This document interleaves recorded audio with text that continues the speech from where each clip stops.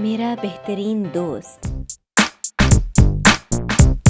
हमारे टीचर मुश्ताक नामी लड़के से बेहद बेजार थे। मुश्ताक का कमाल ये था कि टीचर उसे जो भी मजमून लिखने को कहते वो किसी न किसी तरह इस मजमून में मेरा बेहतरीन दोस्त जरूर फिट कर देता, क्योंकि ये वो वाहिद मजमून था जो उसे फर याद था। मसलन उससे अगर कहा जाता कि रेलवे स्टेशन पर मजमून लिखो तो वो कुछ इस तरह से शुरू होता। मैं और मेरा बाप चीचों की मलिया जाने के लिए रेलवे स्टेशन गए। वहाँ गाड़ी खड़ी थी और गाड़ी में मेरा बेहतरीन दोस्त गुलाम रसूल बैठा हुआ था। गुलाम रसूल बहुत अच्छा लड़का है। गुलाम रसूल ये, गुलाम रसूल वो। अगर उसे मेरा पसंदीदा उस्ताद पर मजमून लिखने को कहा जाता तो वो कुछ यूँ शुरू होता। मास्टर इफ्तिखार मेरे पसंदीदा उस्ताद हैं। एक रोज मैं उनके घर गया। वहाँ मेरा बेहतरीन दोस्त गुलाम रसूल बैठा हुआ था। गुलाम रसूल मेरा क्लास फेलो है। उसके 3 बहन भाई हैं। उसका बाप महकमा पुलिस में और गुलाम रसूल वगैरह वगैरह। जाहिर है कभी एक क्रिकेट मैच या एक पिकनिक की बारी आती तो गुलाम रसूल वहाँ भी मौजूद होता। एक रोज मास्टर साहब ने तंग आकर कहा, देखो मुश्ताक, ये तो हो ही नहीं सकता कि हर जगह तुम्हारा बेहतरीन दोस्त गुलाम रसूल मौजूद हो। आज तुम हवाई जहाज पर मजमून लिखो और याद रखना कि गुलाम रसूल का जिक्र उस हवाई जहाज में न हो। दूसरे रोज मुश्ताक हवाई जहाज का सफर पर जो मजमून लिख कर लाया वो कुछ इस तरह का था। मैं अपने माँ बाप के साथ एयरपोर्ट गया। वहाँ जहाज खड़ा था। जहाज के पर थे। हम उसमें बैठ गए।